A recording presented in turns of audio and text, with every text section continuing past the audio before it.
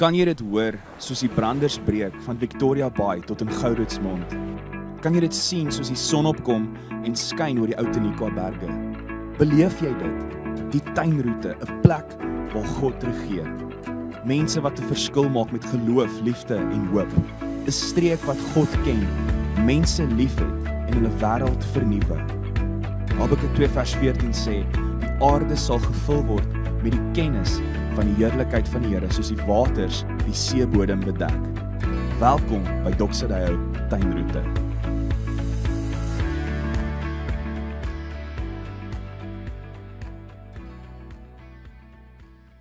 Goeiedag vriende, baie welkom by Doxadeo Tuinroete. Dit is 'n aanlyn boodskap. As ons nog ontmoet het, ek is Gerard en dis vir my 'n groot voorreg om vandag saam met jou te kuier. Voordat ons induik in vandag se boodskap, kom ons bid eers saam. Hemelse Vader, baie dankie dat ons so kan saam wees op hierdie manier ook.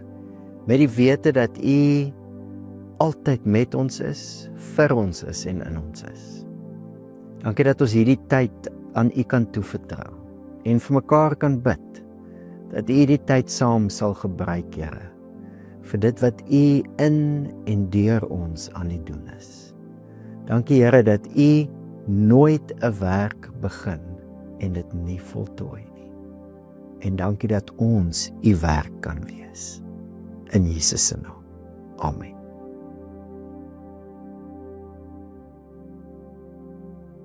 So vriende, ons sluit vandag ons reeks af wat ons genoem het Een Lewe, 'n reeks oor integriteit. En ons almal het so min of meer 'n idee wat integriteit is. Iemand wat jy kan staatmaak op, die persoon is betroubaar, hulle ja is hulle ja, hulle nee is hulle nee.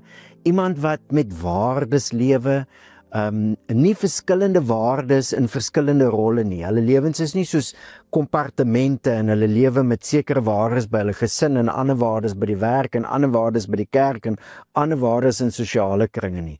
Een lewe, 'n lewe van integriteit. En in hierdie reeks het ons nie so baie gefokus op definisies van integriteit nie. Ons het eerder gevra, hoekom is so 'n lewe belangrik? Want uit dit kom ons ook agter, waarvan praat ons as ons van integriteit praat binne in ons geloof? En die hoekom, ons kuier uit Hebreërs, dis die hele Hebreërs vol. Ons kan amper by enige hoofstuk induik en ons gaan die hoekom vind. Kom ons duik sommer by 3 in. In Hebreërs 3 vers 14 staan daar, ons het inderdaad deelgenote van Christus geword. Ons wat glo, het inderdaad deelgenote. Letterlik beteken die woordjie participants. Hoe kan ons deelneem aan Jesus? Nee, deelgenote van Christus. Christus is Jesus se koninklike titel, die gesalfde koning. En hoe heers koning Jesus? Ons is deel van daai verwysing. His glory, our story. Jesus is koning in hemel en op aarde. En hoe implementeer hy sy koningskap? Ek en jy is deel van daai heerlikheid. Daar's nie 'n kolletjie in die tuinroete waarvan Jesus nie koning is nie. Daar's nie 'n area, 'n sfeer in ons samelewing waarvan Jesus nie koning is nie. Maar hoe gaan hy sy koningskap implementeer? Ek en jy is deelgenote, participants. En dis hoekom die lewe wat ons lewe saak maak. En dis hoe ons dan in die reeks by die vraag uitgekom het, hoe kan ek so lewe dat my lewe al hoe meer 'n refleksie is van Jesus se teenwoordigheid en sy koningskap? Dis vir ons integriteit. En die woordjie wat die Bybel gebruik om hierdie een lewe van integriteit te beskryf, wat 'n weerspieëling is van Jesus se koningskap, is die woordjie heilig. Maar hier het ons in ons reis tot sover 'n bietjie 'n challenge. Want aan die een kant sê Hebreërs oor en oor en die hele Nuwe Testament, ons is klaar heilig. Hebreërs 3, die hoofstuk wat ons nou sommer ingeduik het, begin so. Daarom, heilige broers. Natuurlik as hulle broers sê, spreek hulle die hele familie aan. Daarom, heilige familie, deelgenote, daar's daai woordjie weer, van 'n hemelse roeping. Ag, kan ek dit net weer sê, 'n hemelse roeping. Vriende, God wil nie hemelse mense in die hemel hê nie, want hulle gaan geen doel dien nie. 'n hemelse roeping is om hemelse mense hier op aarde te wees. Dis die doel van integriteit, sodat Jesus se koningskap gereflekteer kan word en elke omgewing kan beïnvloed. Dis die doel. Heiligheid en integriteit is nie om in God se goeie boekies te probeer kom nie, dis om God se goedheid in hierdie wêreld te weerspieël. En hoor wat sê hy? Hy noem ons klaar heilig. Heilige familie. En as hy die familie in die vorige hoofstuk beskryf, hoor wat sê hy daar? Want sowel hy, dis Jesus, wat heilig maak, as hulle wat heilig gemaak word, is almal uiteen. Nou wat een van die twee is dit nou? Is ons heilig, of word ons heilig gemaak? Ja. Wat een? Ja. Ja, ons is heilig, en ja, ons word heilig gemaak. En dit breek 'n bietjie ons breine, en ons breine moet maar 'n bietjie breek, sodat ons in lyn met die hele Nuwe Testament kan dink hieroor. Anders te gaan jy in die gat val van, ek moet net 'n quick fix, my gedrag net probeer fix, dat ek al hoe meer heilig word. Nee, jy kan nie. Jy moet hierdie waarheid deurdink. Ons is reeds heilig. Hoe is ons heilig? Deur die offer van Jesus, dis waaroor ons al saam gekuier die afgelope 2 weke. Deur wat Jesus kom doen het, is ons eenkant gesit vir God se doel in hierdie wêreld. Ons lewens maak saak. Maar Jesus is ook die een wat ons nou heilig maak. Dis 'n proses. En dis altwee. 'n manier om hieroor te kan dink, 'n beeld wat die Bybel baie gebruik in die Nuwe Testament en Hebreërs gebruik dit ook, is die beeld van familie. Dis presies wat hy sê. Hy wat heilig maak, sowel as hulle wat geheilig word, is uiteen. Om hierdie rede is Jesus nie skaam om hulle sy broers te noem nie. Hier's 'n nuwe mensfamilie, waarvan Jesus die eerstgeborene is. Ons is uiteen. Een Vader. Om 'n kind van die Vader te wees, is om heilig te wees, deel van sy familie. Dis wat Jesus reg gekry het deur sy offer. Onthou jy, ons het hier oor gekuier toe ons die reeks bekend gedoen het. Jesus het 'n verbintenis met God as Vader gehad. En deur wat hy aan die kruis kom doen het, noem hy ons nou sy broers. Ons deel in dieselfde verbintenis. Ons is uit een Vader. Kinders in hierdie familie. Ek het hierdie week weer Jesus se doop gelees, Matteus 3. Toe Jesus uit die doop uit opkom, staan daar, met eens het die hemel vir hom oopgegaan. En die Heilige Gees het in die vorm van 'n duif neergedaal. Met eens het daar 'n stem gekom wat sê, my geliefde kind, in wie ek vreugde vind.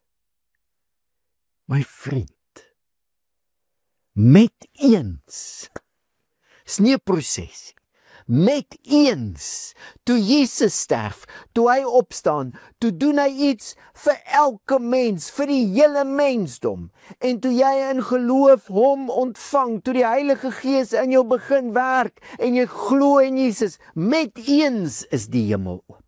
Met eens word jy gevul met die Gees. Met eens sê die Vader ook vir jou, my geliefde kind, in wie ek vreugde vind. Daar's nie proses nie. Jy word in hierdie familie ingebore. En jy kan nie meer of minder 'n kind van die Vader wees nie. Jy kan nie. Jy is of jy is nie.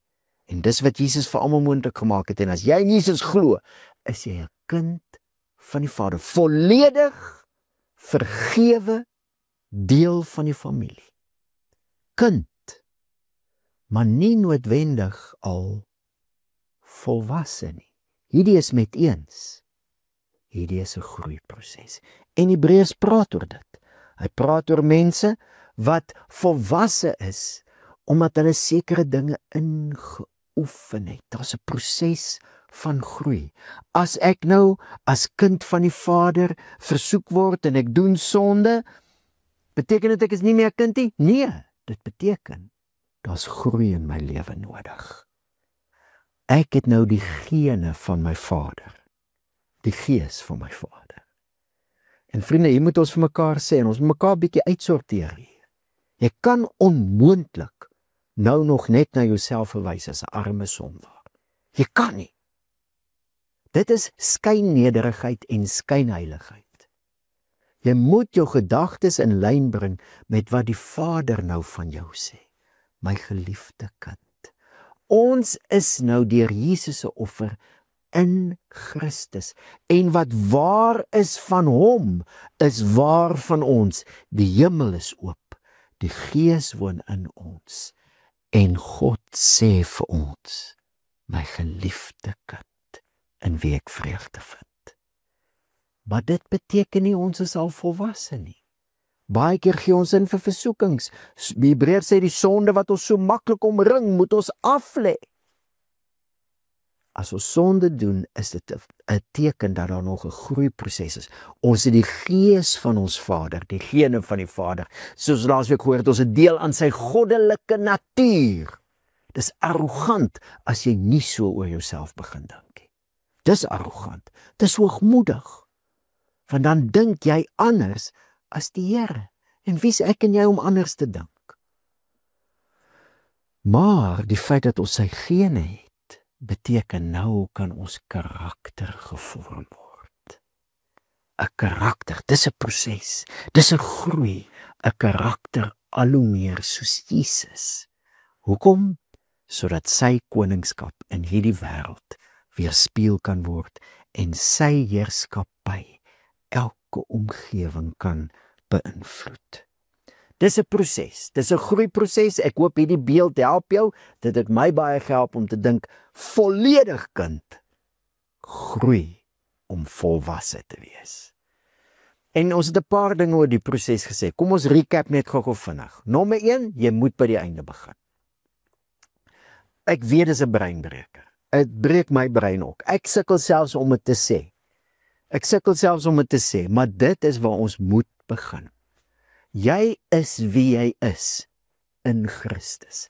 As jy Jesus sien jy jou volwasse self, die volwasse nuwe mens. Dis wat jy sien wanneer jy na Jesus kyk. Dis wat sy offer moontlik gemaak het. Hebreërs 10 vers 14 is waar ons begin het. Want deur een offer het hy hulle wat geheilig word in die proses is vir altyd vervolmaak. Ons begin by die einde. Ons sien klaar in Christus die mens wie ons reeds is. En nou, van daar af, pak ons met geloof die proses aan. Geloof is 'n bewys, is 'n vertrou op die dinge wat ons hoop, 'n bewys van wat ons nie sien nie. As Jesus vanaand kom, gaan jy dit sien, jy gaan dit tot in die spieël sien, dat jy soos hy is. Maar tot dan glo ons, en jy moet by die einde begin, anders dan gaan jy miskien opgee op die proses. Jy begin met geloof, jy begin met die einde. Tweede ding wat ons baie sterk beklemtoon het, die proses gaan effort vat. Onthou wat ons altyd sê, grace is not opposed to effort, it's opposed to earning. Jy kon nie jou in die familie in-earn nie. Jy inverdien nie, jy kon nie. Dit is genade.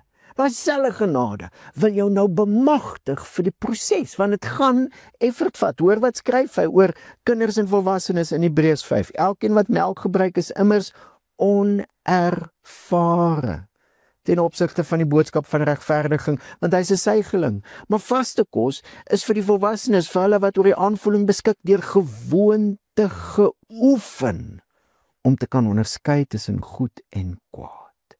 Dit vat effort, maar vriende, asseblief, hier moet jy mooi hoor. Nooit weer mag jy, hoef jy en kan jy hierdie effort net uit jouself uitprobeer doen nie.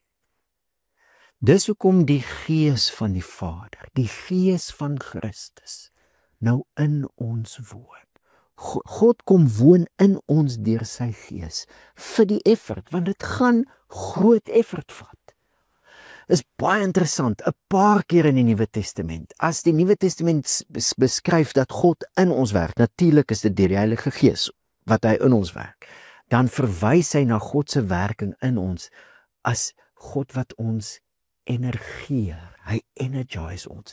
Bekende versie, Filippense 2 vers 13, waar Paulus skryf, dit is God wat in julle werk om te wil sowel as om te werk na sy welbehae. Hierdie proses, daai woordjie werk, God wat in julle werk, is die woordjie vir energie. Hierdie effort kan baie effort vat, maar God gee vir ons die energie vir die effort. Want dit gaan tyd vat. Ons het hierdie week 'n wonderlike sessie weer gehad met ek wil amper sê met ons psigiater. Ons het spankuier saam met Dr. Jerry Besuidenhout en hy praat met ons oor veerkragtigheid en hoe groei ons as mense. Hy het gesê, klein veranderinge in jou lewe, enige iets tot 6 maande. Groot veranderinge, enige iets tot 5 jaar. Vriend, ek en jy gaan energie nodig hê vir die pad. En dis hoekom ons die Gees ontvang het, die Heilige Gees. Wat 'n effort. En hier het ons laasweek 3 elemente uitgelig. Verseker is daar baie meer. Maar ons gaan veral rondom die 3 elemente dan nou vandag kuier.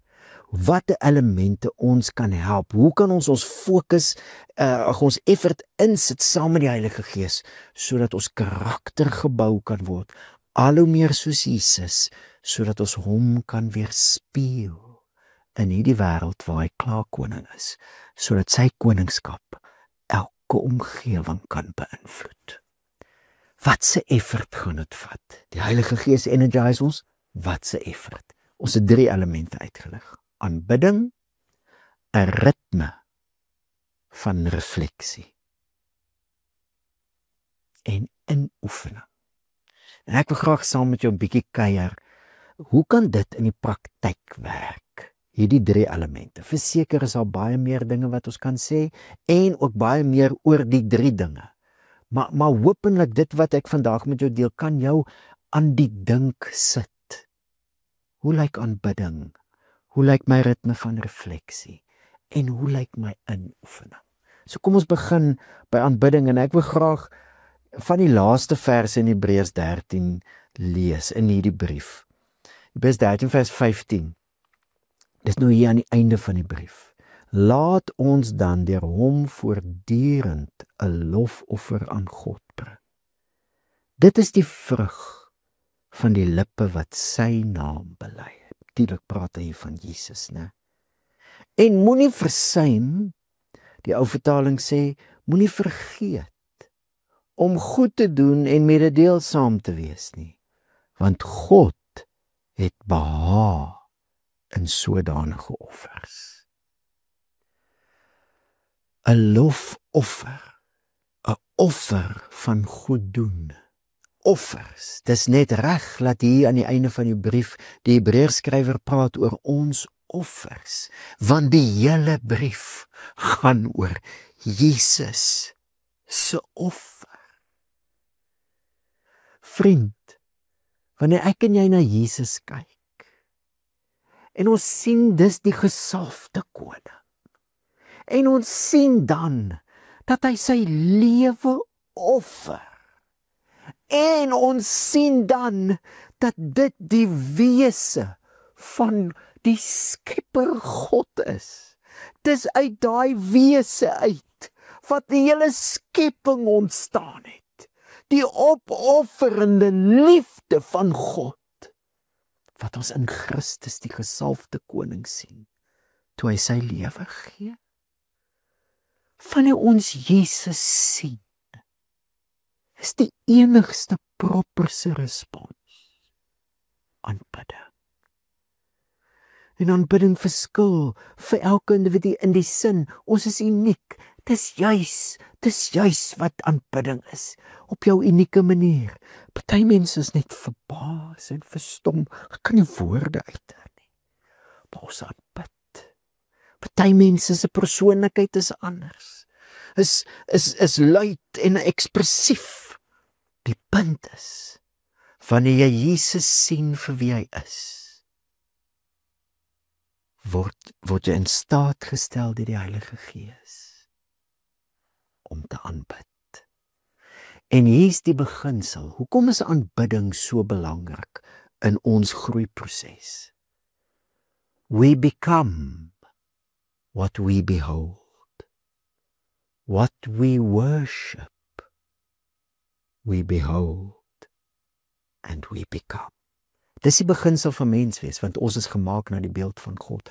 Ons is gemaak om die aanbidding van die hele skepping op te som. Ons is die worship leiers van die skepping. En dis hoekom, wanneer ons aanbid, dit wat ons aanbid, vorm ons menswees. En het jy gehoor hierso? Dis 'n lofoffer voortdurend. 'n Voortdurende lofoffer aan God. Voortdurend, dis 'n manier van lewe. Natuurlik is dit deel van ons groeiproses, né? Dis deel van volwasse wording, is dat ek al hoe meer alles wat ek doen as aanbidding sien. My werk, my interaksie met mense, alles, soos Kolossense sê, wat julle ook al doen, in woord of in daad, doen dit vir God in die naam van Jesus Christus. Die Hebreërs noem hierdie aanbiddingsleefwyse 'n lofoffer. Kan ek jou gou uitnooi om bietjie te dink aan 'n offer? Offers was nie 'n emosionele ding nie. Natuurlik was daar baie keer seker emosies by betrokke, maar wat ek bedoel is, jy moes dit beplan. Daar was voorskrifte en jy moes sekere diere offer en jy moes teen in jou reis na die tempel toe beplan. Dit was intentioneel. Dit was nie net van self wanneer jy so voel nie. Dit was 'n offer. 'n Lewe van aanbidding is 'n offer.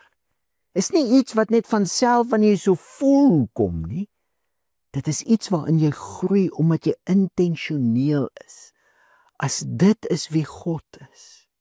As ek na Jesus kyk, as ek sien wat hy vir my gedoen het, vir die hele skepping gedoen het, dan kies ek 'n lewe van aanbidding. Dis intentioneel. En 'n ander ding wat ek graag wil uitlig, die versie gaan aan, die volgende versie, dan sê hy, die mededeelsaamheid en goed doen moet julle nie versuim nie. Ek wil net gou vir jou sê hoe dit in die Grieks loop. Daai eerste woordjie, mededeelsaamheid, althans goed doen, die ou vertaling vertaal dit met weldadigheid. Ons sal nou oor dit gesels, want dit sê iets van die tipe aksie wat 'n offer is. Maar dan sê hy, en koinonia, moenie vergeet nie. Weldadigheid en koinonia, moenie vergeet nie. Koinonia is hoe die gemeente in die Nuwe Testament beskryf word. Dis 'n partnership en 'n fellowship. Dis 'n hegte eenheid wat deur die Gees daar gestel is vir die doel van familie wees van die Vader en die missie van Jesus se koningskap. Koinonia, gemeente, dink ek is een van die maniere wat die Heilige Gees ons help om te groei in 'n lewe van aanbidding. En dis hoekom ek jou wil nooi, regtig, om gemeente wees te lewe. As jy kan, laat jou week begin op die Sondag. Sê dit vir jouself so in die kop. Hier begin die week. Ons vier koning Jesus op soveel maniere. Nee, ons kondig sy koningskap aan as 'n gemeente deur om te celebrate. Ons sien wat hy vir ons kom doen het. Ons bring ons dankbaarheid aan hom deur die musiek, deur die prediking, deur stories te vertel van wat die Here gedoen het wanneer ons saamkom op ander maniere ook. Maak dit die vertrekpunt, want gemeente wees is een van die maniere hoe die Heilige Gees jou help. Ons is 'n partnership in hierdie groei in aanbidding. Maar hoor wat sê hy? Moenie vergeet nie. Ons kan nie net wanneer ons by die gemeente is aanbid nie. Ons moet 'n ritme hê. Ons kan nie net by die gemeente reflekteer nie. Ons moet 'n ritme hê, inbou in ons eie lewens. En dis dan die tweede element waaroor ons verlede week gesels het. Offers is intentioneel, jy gaan daaroor moet dink. Dis 'n beplanning, dis 'n refleksie. So wanneer ons deur aanbidding die fokus op Jesus sit, deur die werk van die Heilige Gees, en dis 'n keuse. Dis 'n keuse om jou dag miskien so te begin, wanneer jy ook al jou refleksietyd het, saam met die gemeente op 'n Sondag, maar dan is dit voortdurend, elke dag. Herinner, die lewe gaan oor Jesus, my lewe gaan oor Jesus. Ek dink aan hom, wat hy vir my kom wys van wie my Vader is, en wat hy vir my kom doen, 'n dankbaarheid. Terwyl ek na Jesus kyk, sien ek God. Terwyl ek na Jesus kyk, sien ek ook my volwasse self. En nou kan die Heilige Gees begin om in die refleksie met my te praat ook oor my menswees. Vriende, jy moet die Gees vertrou. Asseblief, moenie jy die leiding neem by jou refleksie nie. Vertrou die Gees. En hierso kom ek dit sê, Dr. Jerry het nogal 'n ding gesê die week. As jy wil verander, omdat ander mense dit van jou verwag, gaan jou verandering nie hou nie. As jy wil verander omdat iets is wat jy self wil doen, gaan dit langer hou. Maar wanneer daar 'n oortuiging kom, die Gees is besig met my, is daar ook 'n stuk energie vir jou om hierdie proses van verandering aan te pak. Vertrou die Gees in die tyd van refleksie. Eintlik vertrou die refleksie aan die Gees toe. Deur 'n gebed miskien. Here, ek gaan nou stil raak. Ek reflekteer nou. Miskien kan jy selfs dit wat die gemeente mee besig is, gebruik. Die aanbidding, die liedjies, die musiek, die skrifgedeeltes, die refleksie oor Jesus se karakter en ons karakter. Enige iets kan die Gees gebruik. Dis nie meganies nie, maar jy moet die Gees vertrou met hierdie proses. En wat die Heilige Gees wil doen, hy wil jou herinner aan jou nuwe, volwasse self in Christus. En dan wil hy jou help om te kyk na jou lewe. Kom ons vat die voorbeeld wat die Hebreërskrywer nou hier uitlig. Weldadigheid, goed doen. Hoe ons nou ook al daai woordjie wil vertaal. Dit het te doen met 'n aksie wat voordeel inhou vir iemand anders. It's beneficent for someone else. Ek kan bid, Jesus. Sy totale aksie as God was tot voordeel van ons. Ek kan bid hom, maar nou sien ek deur die Gees wat my wys na Jesus se karakter. Maar dit is ook wie ek is in Christus. Iemand wat lewe vir ander se voordeel. Vir my koning en vir ander mense en vir omgewings. Nou kan jy die Gees kans om my te laat kyk na in hoe mate in my lewe. Weerspieël ek dit al? Waar's daar plekke wat ek regtig nie goed doen met 'n ander motief as net ek hoop dit help die persoon nie. En ek dank die Here dat daar al 'n mate is van refleksie. Miskien is daar niks waarna ek kan dink nie. Miskien kan ek net aan ander dinge dink waar my motiewe nie is om mense te help nie. Dan kan ek my sonde bely. Dis deel van gelowig wees.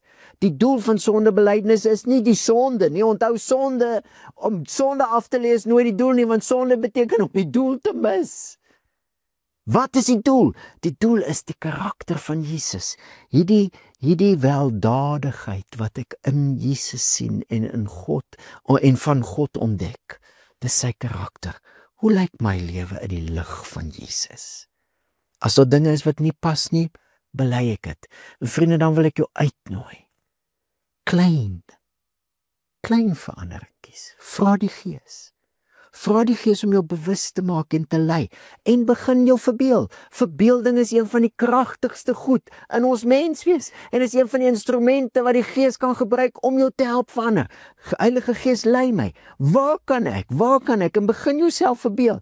Ja, hier, ek werk saam met hierdie persoon. Of hier in my gesin. Hier kan ek dit anders begin doen.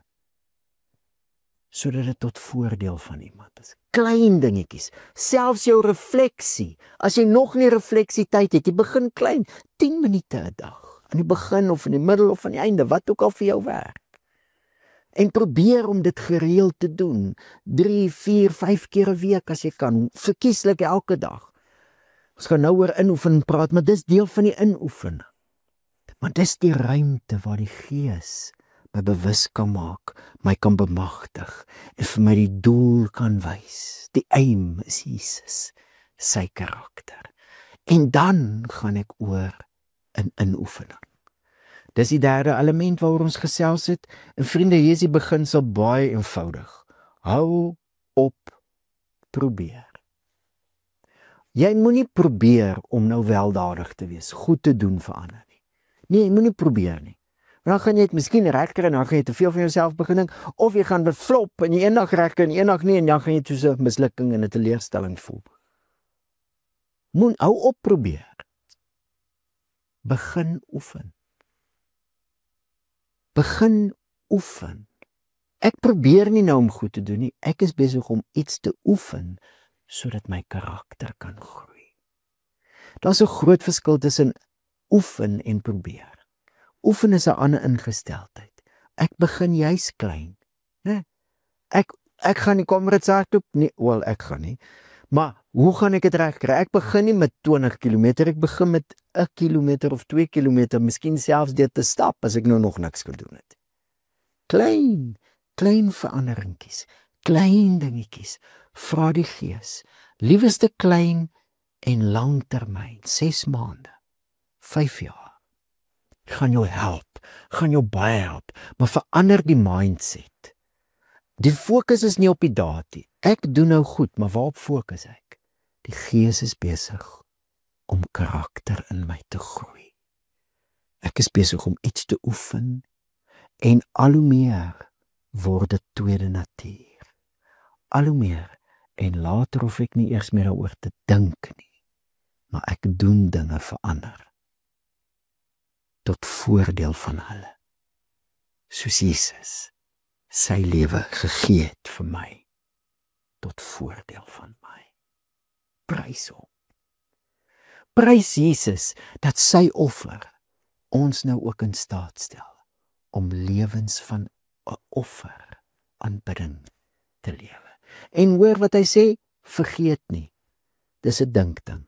Jy gaan nie hierdie pad kan loop sonder 'n ritme van refleksie nie, want offers is intentioneel.